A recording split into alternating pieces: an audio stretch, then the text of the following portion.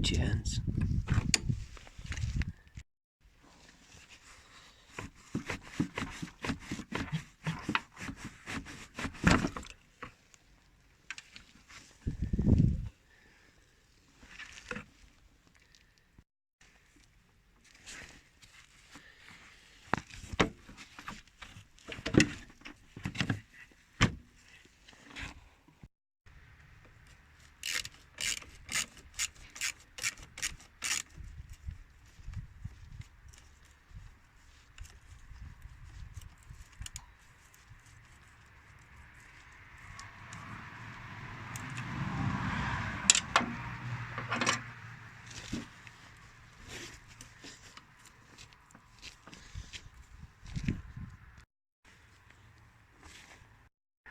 Well, I kind of took a lot of stuff apart in here because I wanted to drain it directly from the radiator, but it doesn't look like that's going to happen. There's nothing on the bottom of it that I can see, no petcock, not even a radiator hose or anything that I can get to, even with this big shroud out of the way.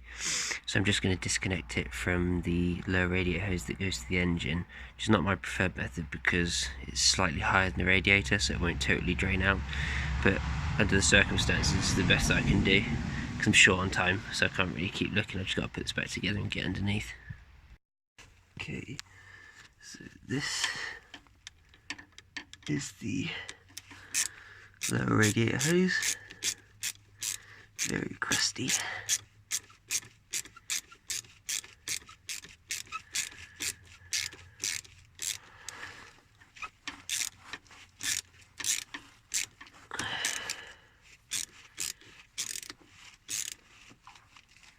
Don't start spinning on me now.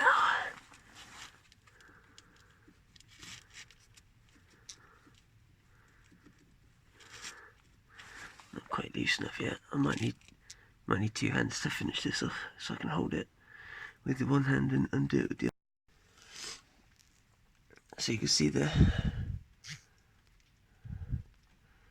after I've broken it loose, it's already started to leak, so I just need to pull it the rest of the way off and let it fully drain out and probably get covered in water at the same time as I do it. I'm not going to film it because I don't want to risk getting water on the camera because I'm just using my phone today.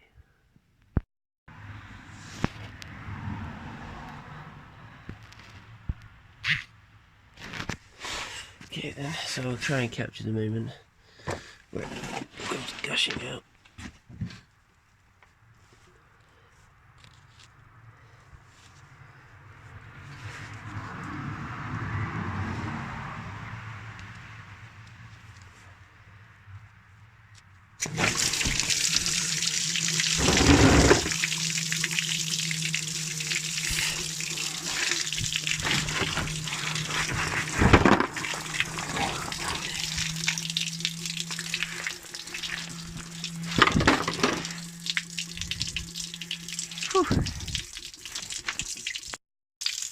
Kind of hard to see, but I'm just flushing it out with the hose at the moment, just letting as much of it wash away as humanly possible. So what we need to do now is put the lower radiator hose back on and put the clamp back on. Now you just need to connect up the upper radiator hose and its clamp, and then you can. Now we can start filling it up. Okay, and in order to assist the bleeding, I can't start it because the battery is totally goosed. Just gonna pump this hose down here, just to squeeze some of the air out.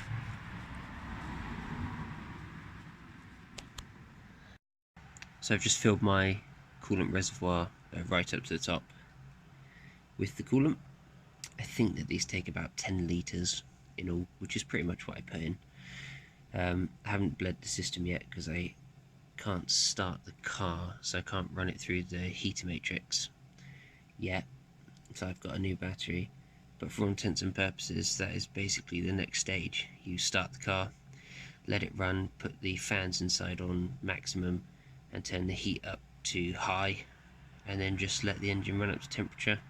And I just like to go back and squeeze these hoses with this cap off, just to let any more air out of the system. There's also a little bleeder over there that you can turn, which also helps the air work out of the system. That's the highest point as well of the radiator system, so that helps. And that's pretty much it. Done.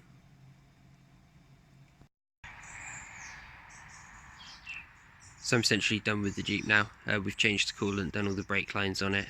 The rear passenger side wheel is still sticking slightly. I haven't had time to do that because I'm going home today, but apart from that, at least it runs and drives, and it should pass its MOT on that. It will just be an advisory, I think.